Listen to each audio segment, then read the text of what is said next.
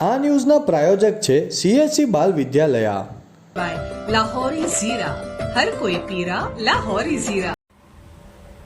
સેલવાસથી three-wheeler ટેમ્પામાં લાકડાની ભૂસાની આડમાં વિદેશી દારૂનો જથ્થો ભરીને લઈ આવતા ટેમ્પા ચાલકને વાપીના ડુંગરા પોલીસે ઝડપી પાડ્યા. વલસાડ જિલ્લાના ડુંગરા પોલીસ સ્ટેશનના પોલીસના માણસો હદ વિસ્તારમાં પ્રોહિબિશનના ગુનાઓ શોધી કાઢવા માટે પેટ્રોલિંગમાં હતા, જે દરમિયાન પોલીસ કોન્સ્ટેબલ કપિલદેવ ભૂપેન્દ્રભાઈ તથા ધાર્મિકભાઈ લાખાભાઈ નાઓને મળેલી બાતમીના આધારે નાની તંબાડી 4 રસ્તા સેલવાસથી કરવડ તરફ જતા રોડ ઉપર Bajaj three-wheeler tempo number GJ15AU 3988 જેની કિંમત 30,000 માં